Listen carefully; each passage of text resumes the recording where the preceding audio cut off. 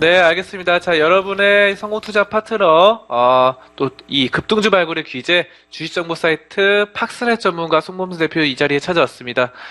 자, 이번 주 금요일인 10월 28일과 또 다음 주 월요일인 10월 31일에 팍스넷에서 공개 무료 방송을 합니다. 아침 8시 30분부터 오후 4시까지 무료 방송을 인터넷 사이트 팍스넷에서 하오니 많은 관심 가져주시고요.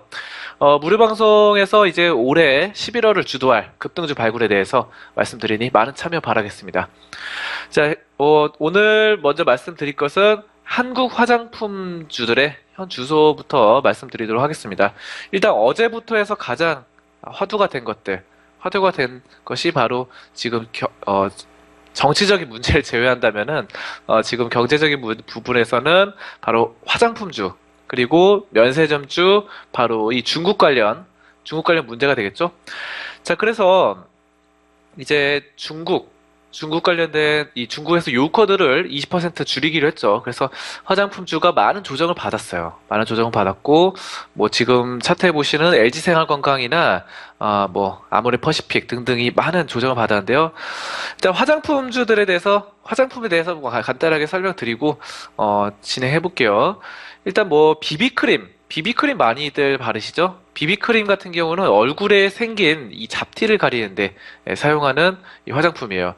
처음 이 제품을 만들어 쓴 나라는 유럽입니다. 유럽인데, 하지만 이 비비크림을 대중적인 화장품으로 만들어 이 전 세계 여성들의 화장대를 점령하게 만든 것은 한국입니다. 다름 아닌 한국이고, 이 적은 양만 발라도 자연스럽게 얼굴빛을 밝게 해주는 비비크림이 인기를 끌자 이제 국내를 불문하고 이 쌩얼 열풍이 불었죠. 그래서 메이크업을 하지 않고도 자신 있게 나갈 수 있다. 이게 비비크림의 효과입니다.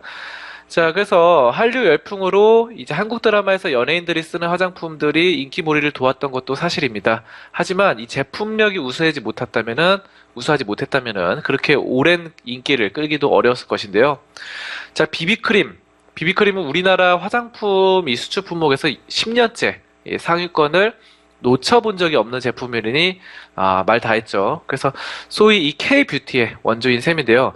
비비크림의 유일한 단점이라면은 얼굴의 잡티를 가릴 수만 있다는 것입니다. 그래서 잡티를 없앨 수는 없죠. 그래서 일시적으로 잠깐 가리는 것에 불과하다. 그래서 그저 감춰주는 것이다라는 점 말씀드리고, K뷰티 열풍이 한국 증시에도 불어닥쳤습니다. 그래서 지난해에는 아모레퍼시픽 그리고 LG생활건강 등 이 전통의 화장품주가 약진했다면 올해는 이것을 기반으로 외연이 넓어지고 있는데요. 어떻게 됐으면은 외국 화장품주들이 입성하고 있어요. 뭐 그래서 올해에는 미국의 잉그루드랩 얼마 전에 상장했죠. 잉그루드랩 뭐 이것과 관련해서 IOK도 크게 움직였고, 그리고 중국의 이 오가닉티 코스메틱 이것도 있었고요. 이런 화장품 기업들이 한국 증시에 입성을 했어요. 그리고 내년에는 이탈리아의 인터코스 화장품 업체까지 상장을 한다고 합니다.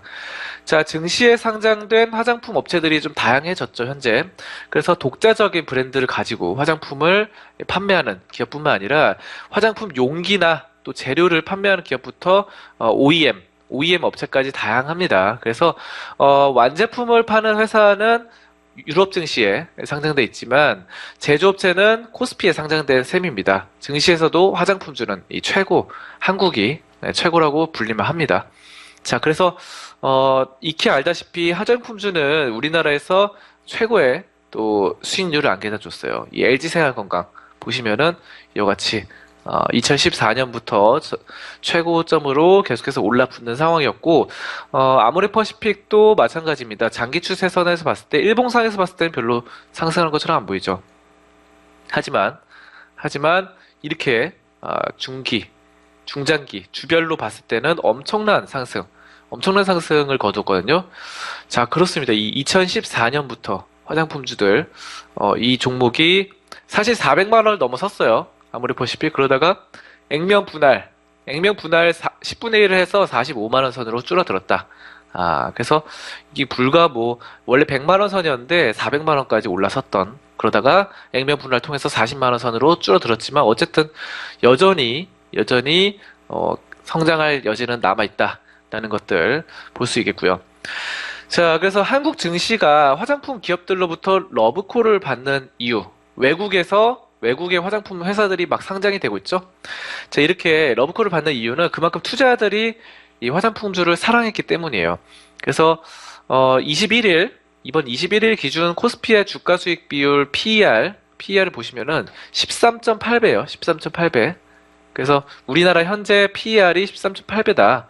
그런데 화장품주는 몇 배냐면은 화장품주의 PER은 27.3배입니다. 굉장히 높은 고평가돼 있죠. 화장품주들.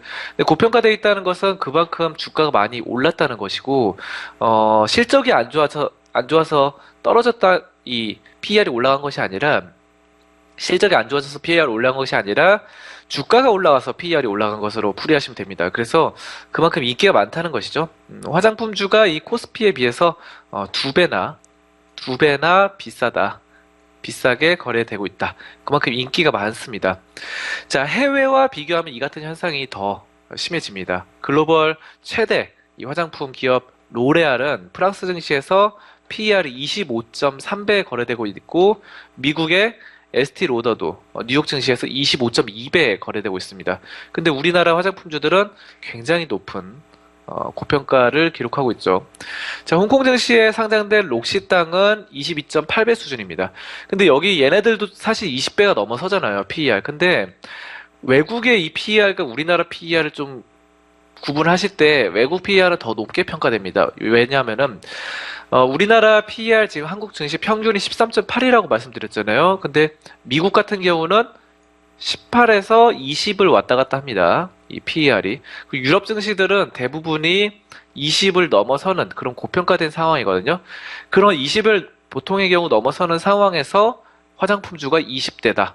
라고 한다는 것은 뭐 시장의 평균 정도죠. 근데 우리는 이렇게 두 배나 되기 때문에 얘네 거랑 비교했을 때 유럽이나 미국에 비교해서도 우리가 화장품주가 고평가됐는데 우리나라 시장 자체만으로 비교해도 엄청나게 고평가되어 있다는 이 점을 아실 수가 있습니다. 그래서 굉장히 비싸게 거래가 되고 있다는 것이고, 그래서 실제 이익보다 더 높은 가격에 주식이 형성이 돼 있다. 가격이 형성돼 있다는 것이고, 이렇게 연일 승승장구하던 화장품주가 올해 2월달 한 달 새 수십 퍼센트 급락한 적이 있습니다. 바로 우리나라와 중국 간의 이 사드 갈등이 불거진 탓이었죠. 대표적인 중국 수혜주로 불리던 이 국내 화장품주들, 요우커들이 그만큼 많이 사주고 있었는데, 이것이 이제 급락을 한 게 이제 사드 문제 때문에 별로 안 좋을 것이다라는 전망이 있었고, 그랬기 때문에 화장품업계 대장주인 아모레퍼시픽이 10%대 급락을 기록을 했습니다. 2월 달에. 그래서 지금 보시면은 2015년까지는 잘 올라주다가 좀 멈췄죠. 그리고 고점이 45만 원 선 기록하고 현재 35만 원 선. 그래서 굉장히 10만 원 정도가 떨어졌다라는 것을 보실 수가 있습니다. 자, 그래서 코스맥스 같은 경우는 더 심합니다. 30% 이상 떨어졌고요. 소위 중국의 이 사드 보복이라는 게 이제 실체가 없었음에도 불구하고 사실상 이제는 이제 뭡니까? 뭐 20% 감소해라. 유효커들 감소해라 이런 말이 나왔는데 사실상 올해 2월 달까지만 해도 중국의 실질적인 뭐 보복은 없었어요. 근데 그때부터 미리 떨어졌다는 거죠. 지금 이렇게 될 것을 그때는 몰랐는데 그때 물론 예측은 할 수 있었죠. 그런 예측하는 사람들이 많아졌기 때문에 화장품주가 떨어졌다 이렇게 보시면 되고요. 아무튼 중국 관련주로서 화장품주가 떨어졌던 부분입니다. 그래서 이거는 뭐 화장품주뿐만 아니라 중국 관련주 뭐 있죠? 면세점 주도 계속 떨어졌죠. 면세점 같은 경우도 뭐 주가가 올해 계속해서 하방으로 내리꽂히는 그런 상황을 보실 수 있습니다. 자, 올 하반기에는 이제 국민연금의 중소형주 매도 열풍에 이 중소형 화장품주들이 우수수 하락하기도 했고요. 3분기 이 수출 실적이 아무리 좋았다 해도 대형 연기금의 매도에 주가가 속절없이 떨어진 것입니다.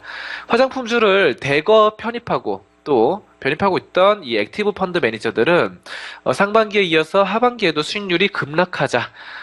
이건 어쩔 수 없다 하면서 주식을 내다 팔았습니다. 자, 한국 증시의 민낯이 이런 상황이고요. 기업의 실제 이 가치보다도 외부 악재나 수급에 더 많은 영향을 받았던 것이 맞습니다. 자, 그리고 지금 가장 화두가 되고 있는 것들, 이런 화장품들인데요.